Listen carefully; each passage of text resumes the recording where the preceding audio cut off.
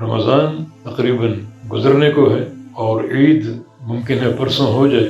صدقۃ الفطر ادا کیجیے جو کہ روزے داروں کے روزوں کی پاکیزگی اور مساکین کے لیے عید کے موقع پر خوشی اور کھانے پینے کی فراوانی۔ اور نبی علیہ السلام کی حدیث ہے کہ اللہ کے نزدیک سب سے پسندیدہ عمل وہ ہے جس پہ بندہ ہمیشگی، تسلسل اور دوام اختیار کرے، ناغے کے بغیر کرے۔ اور نبی علیہ السلام کی سیرت طیبہ میں بھی ایسا عمل ہی پسندیدہ ہے۔ کیوں نہ ہم اس ماہ مبارک کو رخصت کریں اس ایک عزم صادق کے ساتھ کہ جو اعمال ہم نے رمضان میں اپنائے بعد میں بھی جاری رہیں گے۔ مثلا روزے کے بہت سے مواقع آتے ہیں۔ ایام 20 کے روزے ہیں، چاند کی 13، 14 اور 15 تاریخ کے روزے، پیر کا روزہ، جمعرات کا روزہ، اور ویسے رمضان کے بعد شوال کا مہینہ ہے۔ نبی علیہ السلام کی حدیث ہے جو رمضان کے روزے رکھ لے اور شوال کے 6 روزے بھی رکھ لے تو اللہ تعالیٰ اسے زمانے بھر کے روزوں کا اجر عطا فرمائے گا۔ اور یہ بات یاد رکھو، رمضان کی بات بعد میں ہے، پہلے عقیدہ ہے، پھر نماز ہے۔ عقیدے کی اصلاح ہونی چاہیے، توحید راسخ ہونی چاہیے۔ رمضان کے بعد اگر آپ نے ایک نماز جان بوجھ کے چھوڑ دی تو پورے رمضان کی محنت ضائع، روزے ضائع، تراویح ضائع اور باقی اعمال بھی ضائع اگر ایک نماز جان بوجھ کے چھوڑ دی۔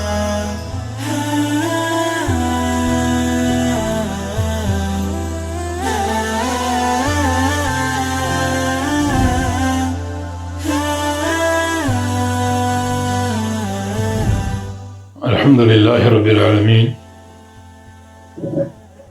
والصلاة والسلام علی اشرف الانبیاء والمرسلین نبینا محمد وعلی آلہ وصحبہ ومن اقتدى بہدیہ واستنى بسنتہ الی یوم الدین۔ اما بعد، آج جمعہ کا دن ہم نے گزارا جو کہ سید الایام ہے۔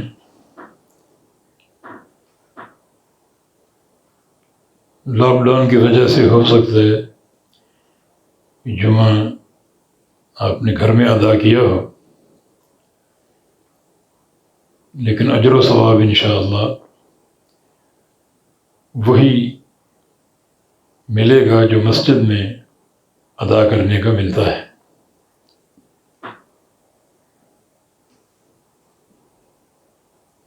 کیونکہ یہ ایک عذر ہے جس کی بنا پر ہم گھروں میں محدود ہیں۔ اللہ تعالیٰ قبول فرمائے۔ اور آج کی رات 29ویں رات ہے،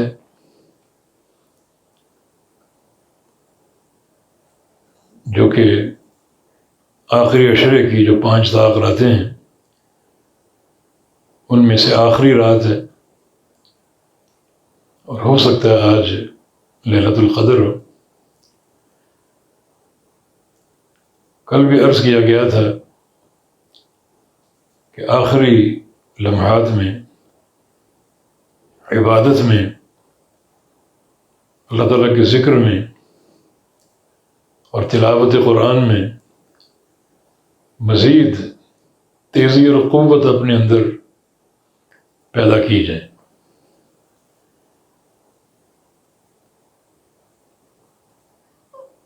عمل کا دار و مدار اس کے خاتمے پر ہو سکتا ہے، تو ایسا خاتمہ بنایا جائے کہ اللہ تعالیٰ ہم سے راضی ہو جائے۔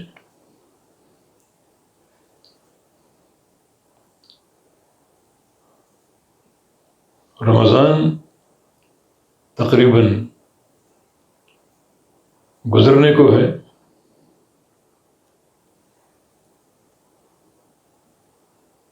اور عید ممکن ہے پرسوں ہو جائے۔ صدقۃ الفطر ادا کیجیے جو کہ طعمۃ للصائمین،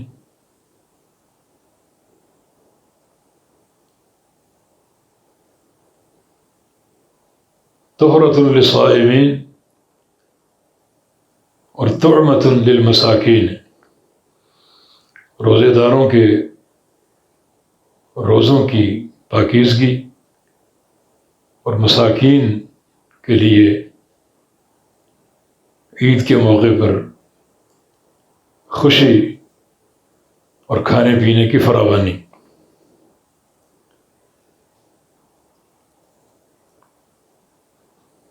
یہ وہ لمحات ہیں جن میں ہمیں مستقل تقوی کے حوالے سے غور کرنا چاہیے۔ ایک مومن کی نظر ہمیشہ عمل کی قبولیت پر ہوتی ہے۔ عمل کے تعلق سے اس کی سوچ کا محور یہی ہوتا ہے کہ اللہ تعالیٰ کہ ہاں یہ عمل قابل قبول ہے یا نہیں۔ اپنی طرف سے ہم عمل کو قابل قبول بنانے کی پوری کوشش کریں، عمل میں اخلاص پیدا کریں، نبی علیہ السلام کی سنت کی مطابقت اس عمل میں لائیں، اور ویسے عمومی طور پر بنیاد جو ہے وہ عقیدہ توحید ہو تو ایسا عمل قابل قبول ہوتا ہے۔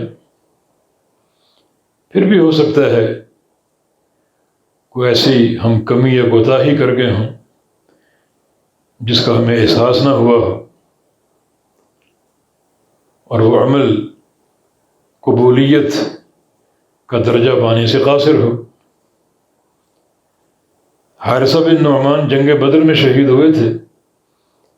ان کی والدہ نبی علیہ السلام کے پاس آئی اور کہا کہ وہ میرا اکلوتا بیٹا تھا جو شہید ہو گیا۔ ان کان فی الجنۃ اصبر و احتسب، مجھے بتائیے کہ میرے بیٹے کو اللہ تعالیٰ نے قبول کیا یا نہیں کیا، اس کی قربانی اللہ تعالیٰ کے ہاں قابل قبول بنی یا نہیں بنی۔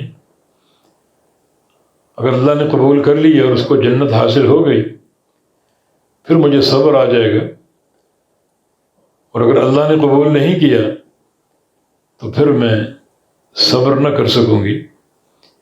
تو نبی علیہ السلام نے فرمایا کہ انھا لجنان کثیرہ وان ابنک لاصاب الفردوس الاعلی، کہ جنتیں بہت ہیں اور تیرے بیٹے کو اللہ تعالیٰ نے جنت الفردوس عطا فرما دی ہے۔ اس قصے کو عرض کرنے کا مقصد یہ ہے کہ صحابہ کرام اور سلف صالحین کی نظر عمل کے تعلق سے کس چیز پر ہوتی؟ قبولیت پر۔ اسی بارے میں سوچتے، اسی بارے میں ڈرتے کہ اللہ تعالیٰ عمل قبول کر رہا ہے یا نہیں کر رہا۔ آج کا دور چونکہ ایک نمود و نمائش کا دور ہے، ہماری توجہ عمل کے ظاہر پہ ہوتی ہے اور قبولیت کی طرف ہم نہیں سوچتے۔ رمضان کے تعلق سے یہ درس ہم حاصل کر لیں، اس پر جم جائیں پوری طرح کہ وہ سارے قواعد اپنانے ہیں جو قبول عمل میں بطور اصل کے بیان ہوئے، جن میں توحید کی بنیاد، اخلاص کی حفاظت اور نبی علیہ السلام کی سنت کی مطابقت، رزق حلال کی بنیاد ہو، اور انسان اخلاقی اعتبار سے بھی بہت ہی عمدہ درجے پر فائز ہو، کیونکہ بعض اوقات بد اخلاقی جو ہے وہ بھی اعمال کو برباد کر دیتی ہے۔ جیسے اس عورت کا قصہ جو بہت ہی نیکوکار تھی مگر لوگوں کو اپنی زبان سے اذیتیں دیتی تھی، تو اللہ کے نبی نے فرمایا کہ ہی فی النار، یہ عورت جہنم میں جائے گی۔ تو اس کی نمازیں کہاں گئیں، روزے کہاں گئے، مالدار خاتون تھی، اس کے صدقات کہاں گئے۔ آج ہو سکتا ہے ہماری آخری یہ نشست ہو، آخری ملاقات ہو، تو مستقبل کے حوالے سے ہم نے اس قاعدے کو اپنانے کی کوشش کرنی ہے جس کی عمل میں ضرورت ہوتی ہے، اور وہ ہے عمل کا دوام، عمل کا تسلسل، عمل کی ہمیشگی اور لگاتار عمل کرنا۔ رمضان کے اعمال جو ہم نے اختیار کیے جو حصول تقویٰ کا باعث ہیں، تو یاد رہے کہ تقویٰ کوئی موسمی چیز نہیں ہے جس کو ایک مہینے کے لیے اختیار کر لیا جائے، بلکہ تقویٰ ایک مستقل زاد راہ ہے جس کو ہمیشہ اپنائے رکھنا ہے۔ اتق اللہ حیثما کنت، تو جہاں بھی ہو تقویٰ اختیار کر کے رہ۔ تو جو عمل ہمیں رمضان میں دیے گئے یقیناً وہ حصول تقویٰ کا باعث ہیں، تو یہ عمل آئندہ بھی جاری رکھے جائیں۔ اس کا ایک فائدہ تو یہ ہے کہ عمل کا دوام ہمیں حاصل ہوگا، اور نبی علیہ السلام کی حدیث ہے کہ احب الاعمال الی اللہ ما داوم علیہ صاحبها، کہ اللہ کے نزدیک سب سے پسندیدہ عمل وہ ہے جس پہ بندہ ہمیشگی، تسلسل اور دوام اختیار کرے، ناغے کے بغیر کرے۔ اور نبی علیہ السلام کی سیرت طیبہ میں بھی ایسا عمل ہی پسندیدہ ہے۔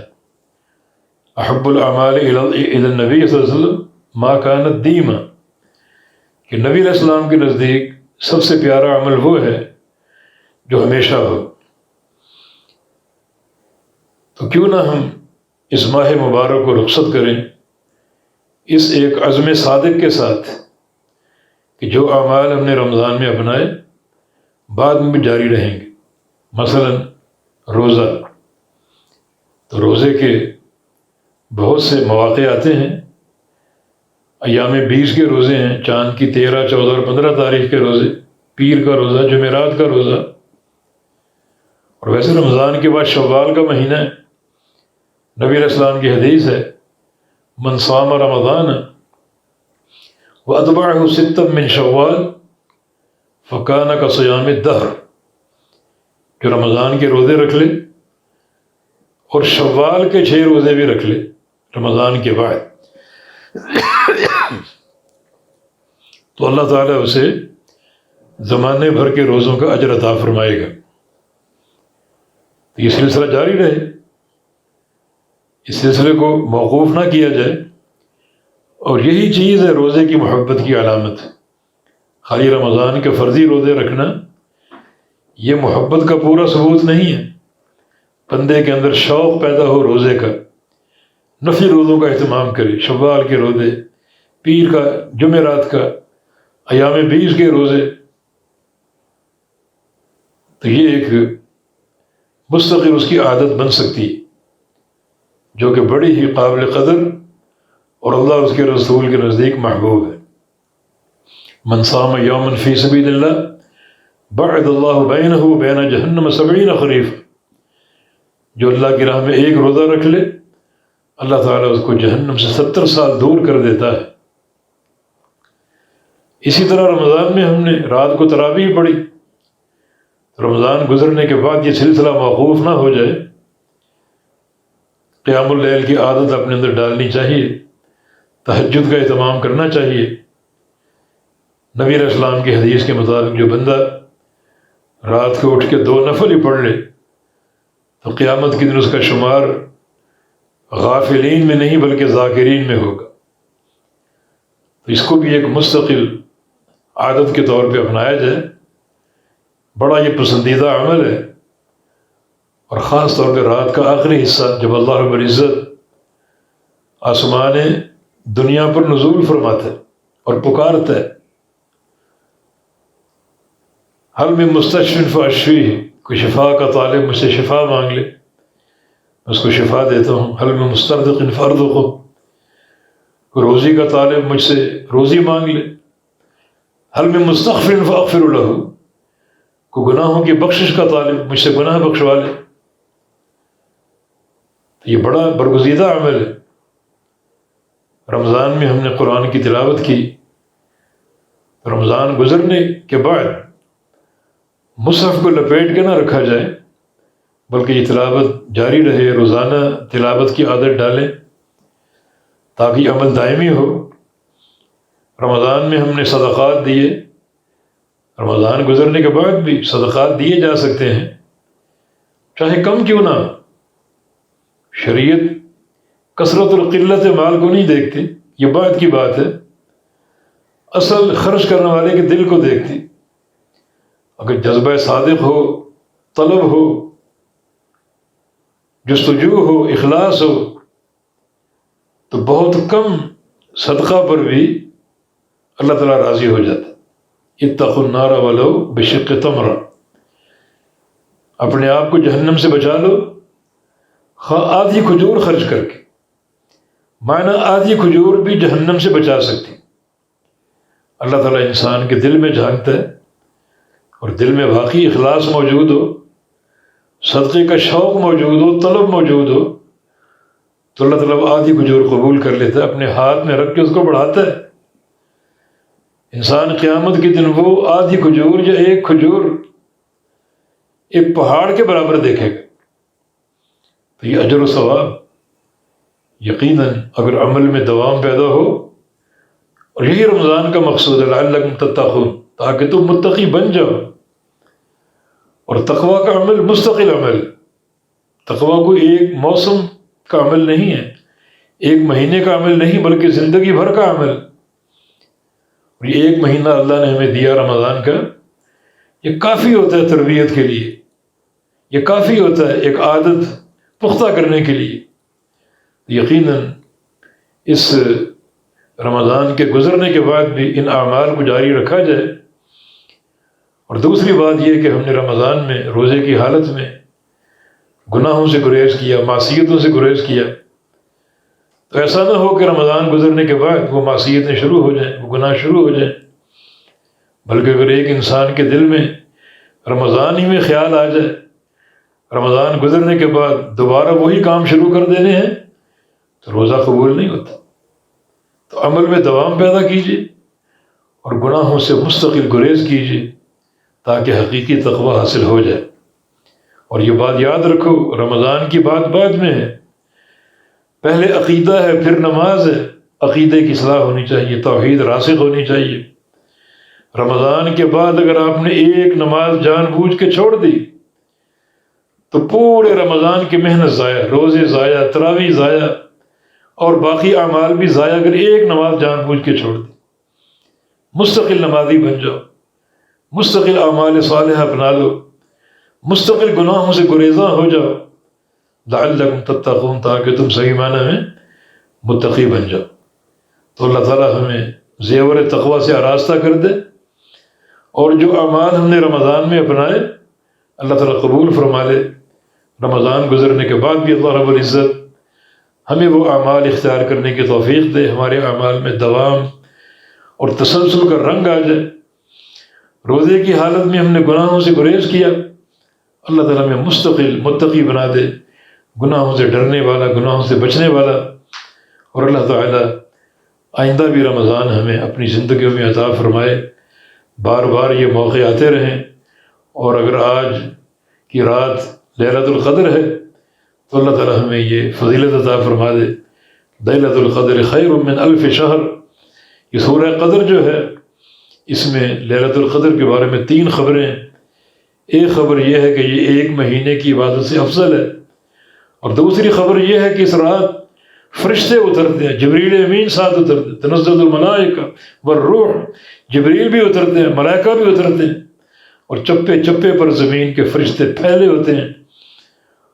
دعا ہے کہ اللہ تعالیٰ ہماری صحیح رپورٹ مرتب جو ہے وہ کروانے کی ہمیں توفیق دے دے، اور ملائکہ جو زمین پر موجود ہوتے ہیں صحیح رپورٹ اللہ کو پیش کر دیں، اور یہ عمل قابل قبول ہو جائے۔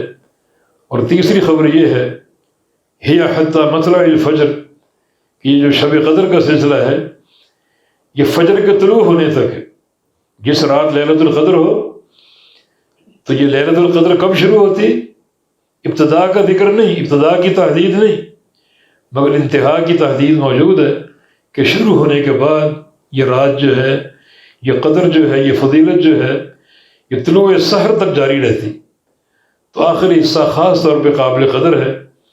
اللہ تعالیٰ ہمیں نبی علیہ السلام کے طریقے اور آپ کی سنت کے مطابق پوری رات کا احیاء کرنے کی توفیق دے دے، پوری رات کی بیداری کی توفیق دے دے، ان ٹوٹی پھوٹی عبادات کو قبول فرما لے، اللہ ہم سب سے راضی ہو جائے، ہمارے گناہوں کو بخش دے، ہمارے بیماروں کو جو ہے وہ صحت اور شفائے کامل عطا فرما دے، اور یہ وبا جو پھیلی ہوئی ہے مسلمان علاقوں سے اللہ تعالیٰ اس کو اٹھا لے، بلاد مسلمین سے اس کو اٹھا دے، اللہ رب العزت دور کر دے، اور جہاں جہاں مسلمان پریشان ہیں، کشمیر کا خاص طور پہ نام لوں گا، اللہ تعالیٰ ان کے لیے آسانیاں فرما دے۔